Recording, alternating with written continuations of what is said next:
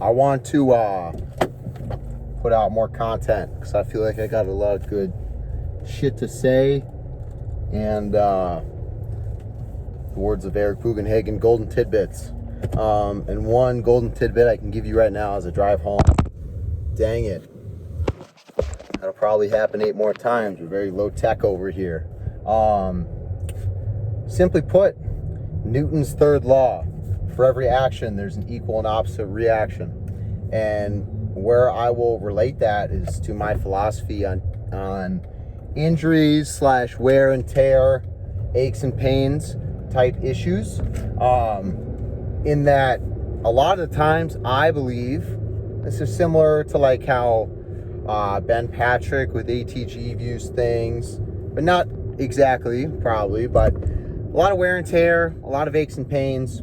At the end of the day, it's usually a matter of that you're putting one angle of a joint or one direction of movement, you're prioritizing it way over or way more than the opposing direction, right? Joints can move in a variety of ways. Your shoulder can move externally or rotate externally. Your shoulder can rotate internally. Your shoulder can press, your shoulder can pull.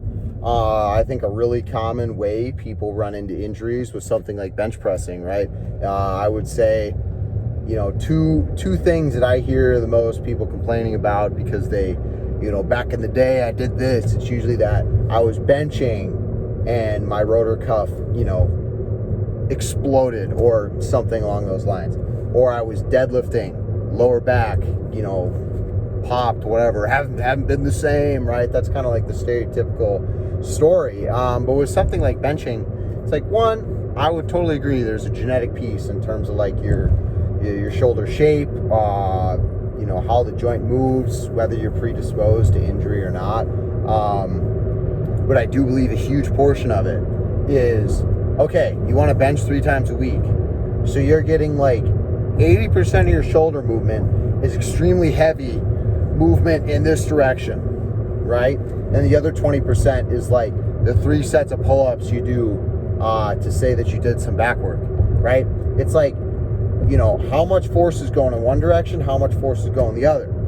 And with that, how much are you pulling your joint constantly in one direction, basically incentivizing all the musculature to knew it would happen again, head in one direction. So yeah, that's basically my spiel. But with something like that, how would you remedy that? Okay, your shoulder is constantly being pulled, internally rotated and anterior. Okay, internally rotated anterior motion, like forward, bench pressing, right? Well, what would we do? Okay, we need to pull more and probably do some external rotation stuff. And in doing that, in my experience, what that enables me to do is bench a lot more at a pretty high intensity and make more gains because I'm not out of commission because like, oh, my shoulder is out of whack, it's sore, I hurt this, I hurt that. So basically, if you're running into problems, chances are you're just yanking your joint in one direction and not training the opposing one. Now, is this the same for everything? No, but I think a lot of wear and tear type aches and pains, which is generally what you run into when you're training hard and trying to train smart, but inevitably just kind of happens. It really does come down to generally just yanking things in one direction and not incentivizing it to move in the other. Because like in a ball and socket joint, right, it could sit perfectly in the middle, move around just fine.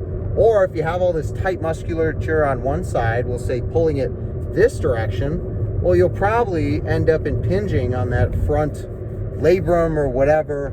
I don't got any degrees in this stuff, but it's just using a little intuitive way of thinking there. And, that's, again, with the example of the shoulder. But you can apply it, like, with your hip.